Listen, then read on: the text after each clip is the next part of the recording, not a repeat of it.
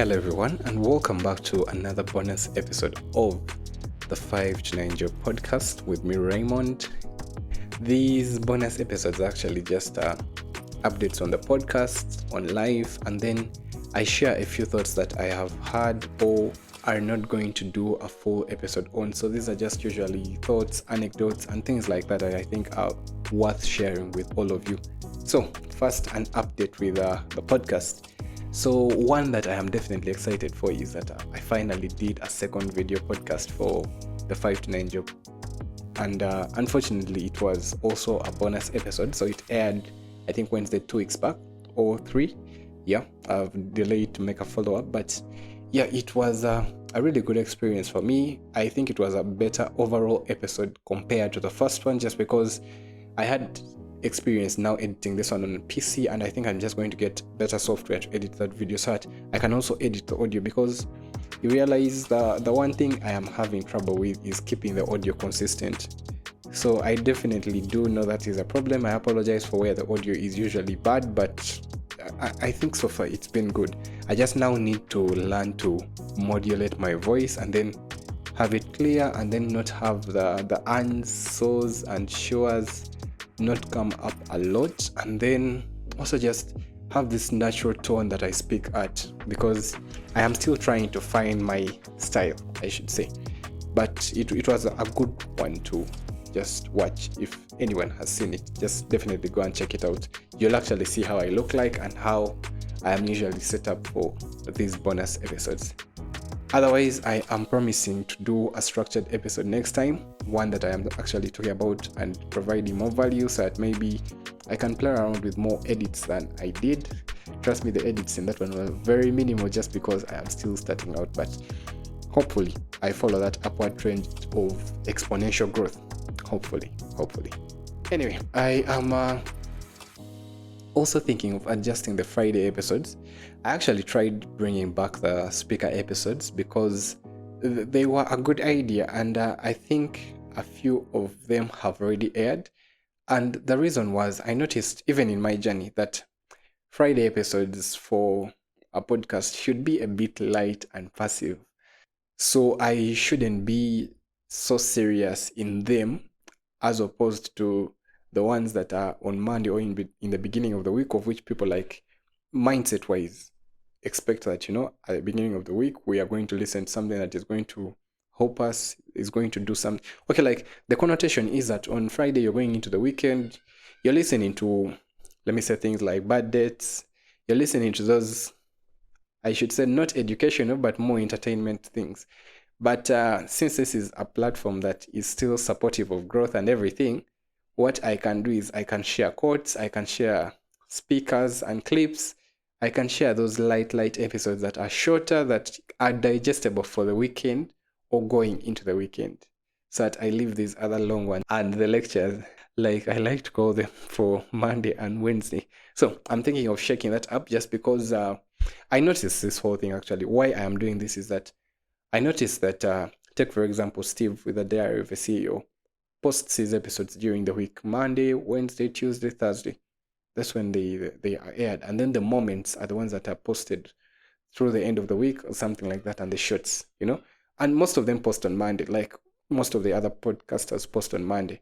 I think I got it from a LinkedIn article that was titled something like "Finding the Best Way to Publish Your Podcast Episodes," and what he said, which I don't know if it is statistically true, but what he said was that Monday was the best way to publish and has the most listeners. Friday tended to lag a bit behind, while Saturday and Sunday were notably lower in new episode releases and both listening. So definitely don't release an episode Saturday, Sunday, unless you are releasing an entertainment episode, something that people are just going to be entertained by, like Shits and Gigs, Pass the Meerkat. Those are podcasts that would do well on weekends, because that is when I listen to them. Anyway, we'll see. Otherwise, the rest is going well. I refreshed the TikTok and I am now up to speed with the IG as well, like in terms of posting. I had neglected the IG, but now I'm making Uncle Zach some money. Hopefully he'll be the next richest man because of me. But yeah, I felt bad for how I was dropping the baton in IG. So I picked that up. The TikTok has now been posting videos every day simply because I had this whole backlog of shorts that I should have been posting and I was afraid to post. But now I won't say I don't care, but part of the fear has gone away, as evidenced with some of the things that I speak in this bonus episode. So I am overall having more content out there. For the TikTok, for the IG, it's getting better. For YouTube, but it will get better. And then also working on some new artwork for the 529 Job podcast. Yes, I know I had promised not to do any more off-rate over the graphics, but I actually had Andrew come in and help me. So since he is helping me, I mean, I took the chance. I'll take as much artwork as I can to kind of show this brand evolution and give you some sort of different, because you see, when I put an audio that is different on an artwork that is the same, it looks like you're watching the same audio again, and yet this is actually a different one that you could get value from. So I just want to have as much variety as I can, is what I'm saying. I might be doing not necessarily a rebrand, but I'm playing around with the colors. Not the name though, that one will change, but it doesn't really matter if I change the name later or not. But yeah, I'm just doing more experiments and trying to find that optimal path for where I should be posting and how, and then when. Okay, and then that's, I think, the end with the updates, and then on to the creator of the week segment. So this week's creator of the week is the On Uganda podcast by Patricia Aggie Turwomwe. Wow, I hope I got that name right. But the On Uganda podcast is a good one. If you are looking to know what it's about, you can definitely read the description, which I'm just going to read from here. I have definitely listened to the episode. I think I've listened to like 3 episodes. No, I've listened to more episodes, because I remember I listened to the first episodes, I listened to the middle, and then the most recent ones, I've listened to like 3, just because I wanted to sort of scope out her journey and improvement. Because she started way back, I think 2022 or before that, or 2020, something like that. But anyway, going on to the description. So this is her description. With an aim to become a tool to help Ugandans achieve and thrive in a booming middle-class economy, this podcast is dedicated 100% to demystifying paradigms through the 3 segments: on reports, on sectors, and on marketing.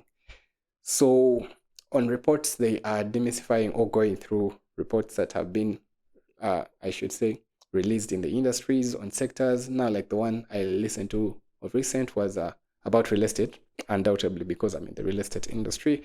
And then on marketing, she has a few actually good ones on marketing. So I would just say go and listen to the podcast. She is definitely good at what she does, and she has been doing this for some time. It is impressive actually to see the kind of journey she has been on, and she's only getting better. So I really like her. You guys should go and listen to her.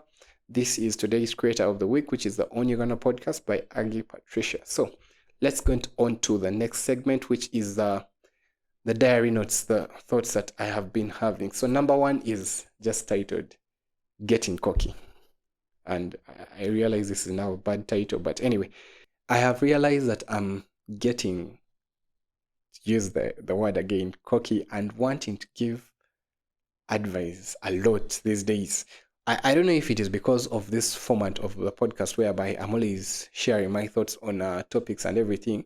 But let me say I speak on something like relationships, which I have spoke a lot on, work. I am giving out a lot of advice that at the end of the podcast, when I am listening to it while I am editing or while it's actually on the cloud and it's out there, I'm like, okay, you know what? Should you really be saying all this? Or not in a way that I am not qualified, but I am giving so much advice for someone that is still struggling with some of these things, is all I'm saying. And I don't know if that is a weakness on my side, but I think it just goes to show that I am building an opinion on some of these things. Yes, my opinion will change on them, but it doesn't mean I have to shut my voice out. And if I ever do say something that I know is not right, I am going to literally and definitely edit it out. And if by mistake it gets onto the air, I am going to apologize for it publicly. I'm not afraid to apologize for, having a wrong perception or perpetuating a wrong perception. But I definitely want to be careful not to get too comfortable in lecturing people and, sharing all that I'm sharing these days. I don't know how I'm going to do that, but that is going to also be a journey of self-modulation that I'm going to have to learn and adjust and be on. So I hope I get better at it. I hope you guys don't feel like I am always lecturing here and getting cocky. Yes, but I don't know. I think it's just something that comes from this format of the episode that I'm doing, just because I am so reflective and I'm always throwing at you guys what I think. Anyway, we will see, and I hope I don't get cancelled, but we'll see. Okay, on to the next one. Your true self. So this one is number 2, and it's just this whole fact that you are who you are when nobody is watching. And if you want to know who you are, go alone, be alone. That is the you that, is your true self. So I heard this one while I was listening to a podcast. I don't actually remember which one, but it actually resonated with me, and I thought about it and I was like, okay, you know what? This is definitely right. We can put up this whole front when we are in public. You'll see people who, when they are in public, okay, I have this funny story, and you guys are going to forgive me if you know this person, but in high school, we had this guy that used to walk with his chest pumped. So he would sort of arch his back. He was a guy. So he would arch his back, pull his shoulders back, and pull his chest up and inflate it.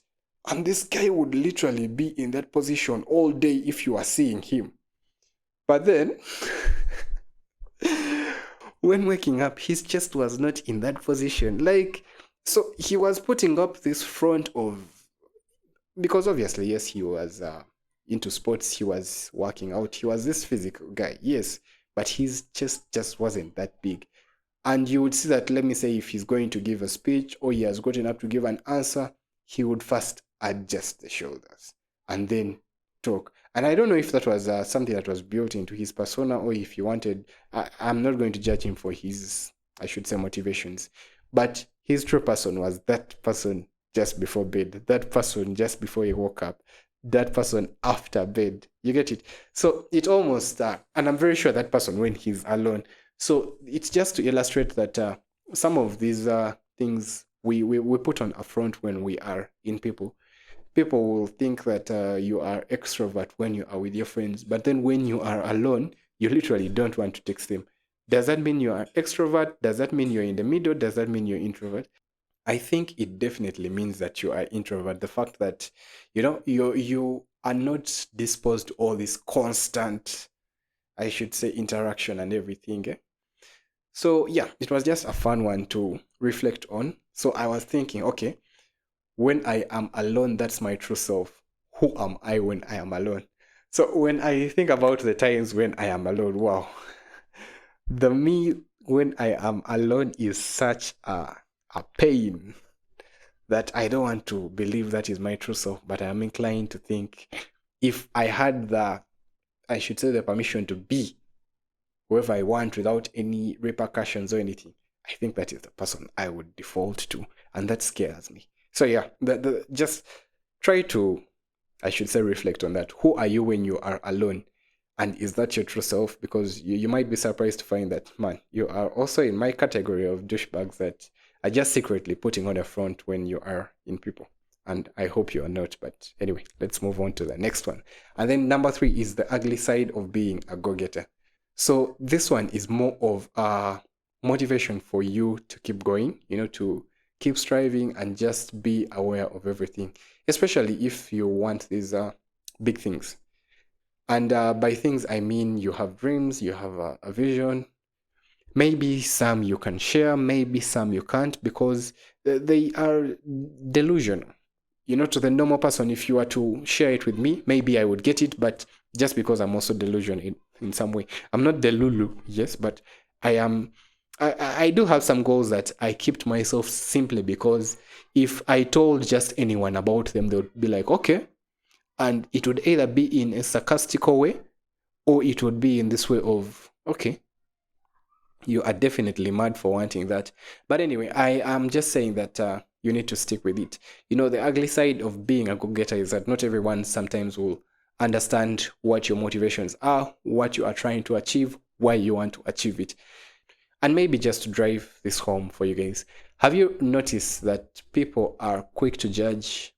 I'm going to call them ambitious people, all these guys that are out of the box, when they mess up. I mean, look at it this way. People will watch you when you are going after something, and not really do much. But once you fail, then they will say, "Wow, he was wise king. You know, he was out of the box. He was definitely going to fail." Things like that. Like, I mean, people literally say that, you know. So what I am trying to say is that when you are constantly trying to improve, when you have these big dreams, people won't always see your struggles. When you are almost giving up, and they definitely won't see your why. They may not even support you when you need help, but the moment you fail, they will criticize you. They will say things like, you expected too much, why can't you just conform? Or even worse, they expect things from you like money, favors, opportunities, even when they did not offer any value in return. I mean, this is the one thing I see a lot of successful people deal with, and they are not so vocal about. Because you see, when people are looking at you trying to start a business and everything, they don't help, they don't offer any value, you know? Once you have made it, regardless of all the trauma that you have been through, all the struggle, they will still come to you for money, for favors, opportunity, things like that. And I don't know if I am just overthinking it, or if, you know, the successful guys out there, when I get successful, I'll just be more inclined to help people. But you know, it's something I haven't faced much, but I see it happening to others. Sometimes I'm in rooms with people who are way ahead of me, and I watch them deal with this sort of thing all the time. And I guess the whole idea of it's lonely at the top literally makes sense in that whole concept. So if you are gunning for the top, I am going to say that you have to prepare yourself for this. If you want to walk this path, you have to prepare yourself for this. You need to be ready to deal with it in a healthy way. And if you are dealing with it already, you know, just stick with it. The only thing that should occupy your mind is that path. Easier said than done, but it wouldn't be life if it were easy. So good luck, you guys. Just good luck. Just go and try it out, and let me know how things go. So number 4, if you want to destroy your team, ignore them. So this one is one I picked up from a Diary of a CEO episode. I think it was one where Stephen was interviewing a gentleman called Marcus Buckingham. So he just simply said the statement, and it was that if you want to destroy your team, ignore them. And I think he is right in one way or the other. I mean, I believe we have all come across these, maybe it's on LinkedIn or Instagram, where they say something like, people don't leave bad jobs, they leave bad managers. If someone feels, let's say, unseen, unheard, or unappreciated, though, they are already out the door. So that's that whole thing of ignoring them. And this one is just helpful in magnifying how important it is to show your team that you are involved and you value them. Because I am always trying to do this in the businesses that I am leading and in the teams that I am leading, despite the fact that I didn't do quite a good job in my. So I am trying to make these roles that I am in right now more meaningful and trying to do a lot of things right. So definitely this one just hits home for me, because I am trying to aspire towards that better form of leader. So I just wanted to share it with everyone out there. If you are going to ignore your team, you are definitely destroying it. And that's how you see that good players leave your team. And you know, it's all about this thing that good leadership isn't just about making the right decisions, leading your company towards, I don't know, like an IP or something. It's also about making the people that work with you feel like they matter, that the work they do matter. And if you don't do that, you are setting yourself up for failure in one of the biggest resources that your company or your business can have, which are the people themselves. You see, I think it was either Steve Jobs or someone else that described a company as being a group of people working towards a common vision. So if you don't have the people aligned, you know, with the kind of vision that you are trying to build or something like that, I mean, you are already halfway down to failure. So I just wanted to share this one so that we can all just keep it in mind. If you are ignoring your team, you are destroying them. So make sure that you are involved and you show them that you value them. Show your team that you value them. Show them that you are involved. Make sure that they feel that their work matters. Okay, and then on to number 5, which is everyone you are trying to use is trying to use you back. So I'm going to try to explain this one without looking like a bad guy, but if I fail, please, I will gladly accept that accolade. Anyway, so this is about this whole idea of you will think you are making strategic moves, leveraging relationships, getting ahead and winning, or playing the game the smart way, but guess what? So is everyone else. So if you are playing the game in this whole mindset that, yeah, I am making power moves, I am doing this, I'm using people, well, newsflash, everyone else is playing the same game and they are also trying to win at the game that you are playing, whatever game it is. I mean, it is just this whole thing that life is a game of mutual benefits. It's a game of getting one over another person, and everyone has a strategy. Everyone, in other words, wants to win. The sooner you realize that, the smarter your decisions become. So it just sort of adds a positive to these guys who approach life in a way that they are working to make things better for everyone. Their purpose is to, help others, and they are not so wound up about the competition that they are always trying to pull one over them. You get it? But then the counter narrative, which I am trying to point out here, is that there are people who play the game in a finite way. Actually, that's the best way to pronounce it or to articulate it. In a finite way that all the resources need to be hoarded by them. They don't want to share information, things like that. When you are playing the game like that, you think you're playing the game the smart way, but you're just creating an environment whereby your players or your other players, so your competitors and everything, are going to play the same game you are playing. So at the end of it all, you either all lose or you get less than you would have got if you actually just worked together. So when you think you are using people to get what you want, just be careful. You might actually be the one that they are using. And I think it's more useful for people that hadn't thought about it that way to just, let it click home for you that if you didn't think that person X or Y is using you, it might be the case that you think you're using them when they're actually using you. The most common example would be in relationships, but this happens everywhere. In friend groups, at work, at church, with your family, people are constantly trying to use others. I don't know why, or I think I know why, but the main takeaway I want you to retain is to make sure that you are always playing the best hand, and you avoid yourself from being overused by others, building other people's dreams instead of your own. And if you can play the game with an infinite mindset instead of a finite mindset, please choose that path. It is a path of collaboration. It is a path where everyone wins. In this whole finite mindset thing, you might win, yes, but the chances are you destroy the path, you make it worse for the people that come after you, and there is just a lot of negatives that could easily be averted and still get the win if you play the game with a finite mindset. An infinite mindset. Well, okay.